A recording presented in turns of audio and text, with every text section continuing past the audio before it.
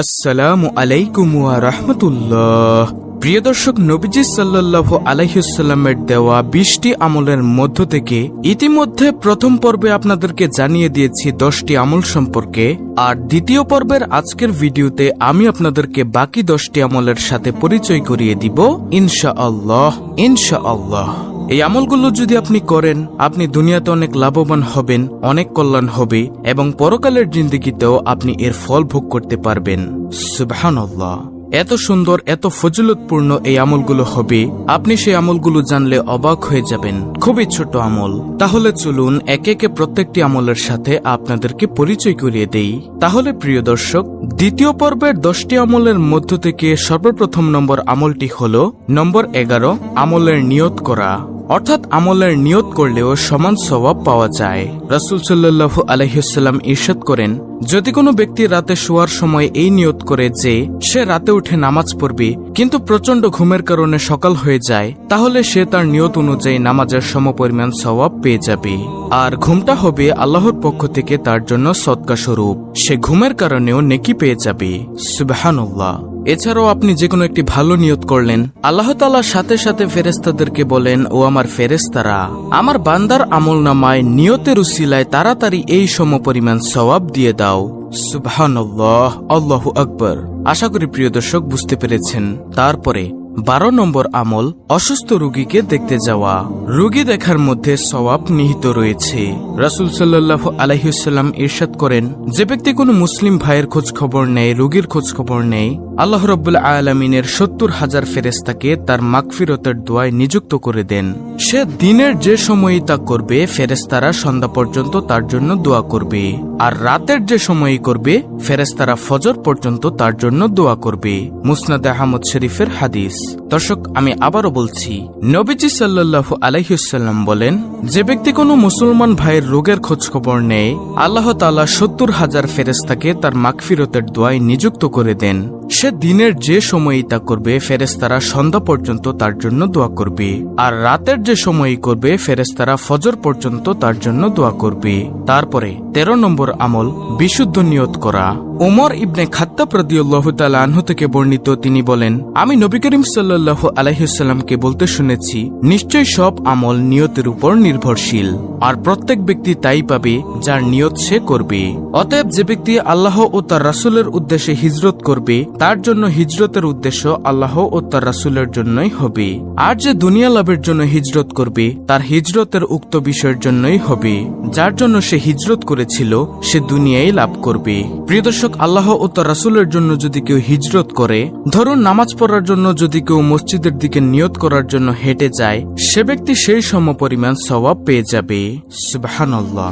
তারপরে 14 নম্বর আমল, রাসূল সাল্লাল্লাহু আলাইহি ওয়াসাল্লাম বলেছেন, 3 ব্যক্তির সাথে রোজ কিয়ামতে আল্লাহ পাক কথা বলবেন না, তাদের দিকে দৃষ্টিপাত করবেন না, তাদেরকে পবিত্র করবেন না, আর তাদের জন্য রয়েছে ভীষণ আযাব। রিওয়ায়াতকারী বলেন, তিনি এই আয়াতটি 3 বার পড়লেন।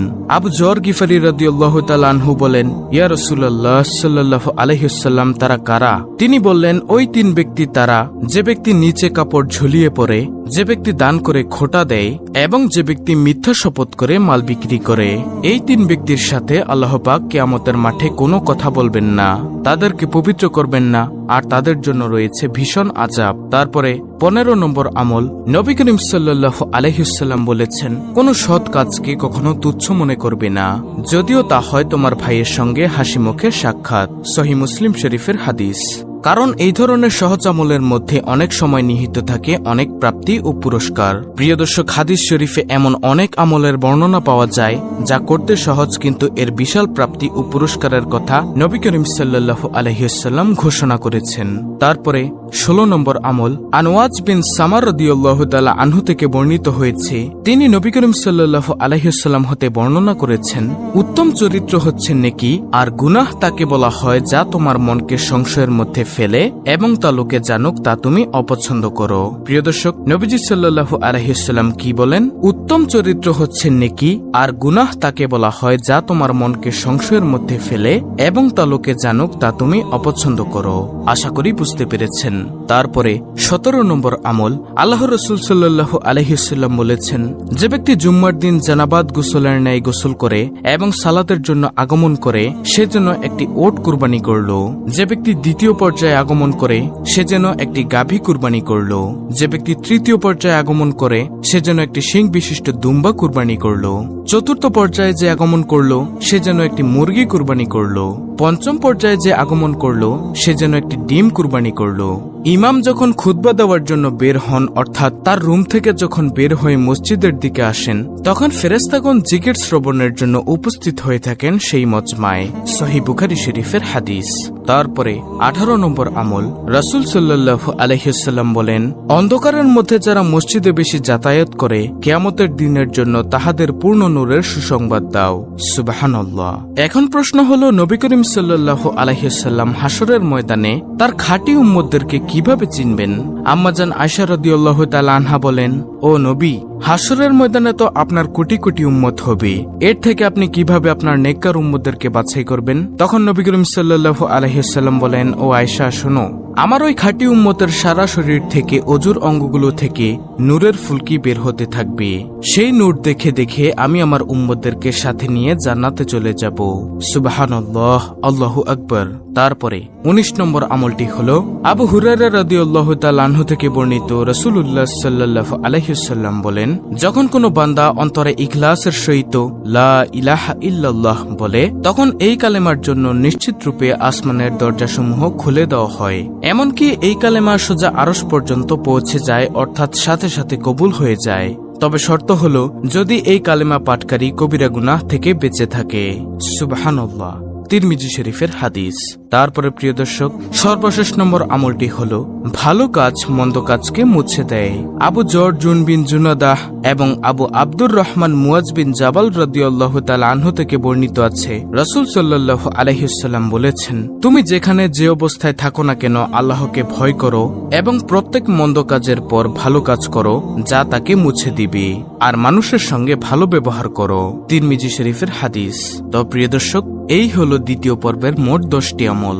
আশা করি আপনার অবশ্যই উপকারে আসবে এই প্রথম পর্বের 10টি আমল এবং দ্বিতীয় পর্বের 10টি আমল, কারণ এর চেয়ে সুন্দর আমল আর হতে পারে না। তো আশা করি সবাই এই 20টি আমল সুন্দরভাবে করার চেষ্টা করবেন ইনশাআল্লাহ। অত্যন্ত গুরুত্বপূর্ণ একটি ভিডিওটি ভালো লাগলে অবশ্যই চ্যানেলটিকে সাবস্ক্রাইব করে পাশে থাকা বেল বাটন অল বাজিয়ে দিবেন। ভিডিওটিতে একটি লাইক দিবেন এবং কমেন্টে আমিন লিখবেন এবং অন্য মুসলিম ভাই বোনদের কাছে ভিডিওটি শেয়ার করে দিবেন যেন তারাও দেখে শিখে এই 20টি আমল করতে পারে। আল্লাহ রাব্বুল আলামিন আমাদের সকলকে সহিহ শুদ্ধভাবে এই আমলগুলো করার তৌফিক দান করুন। আমিন।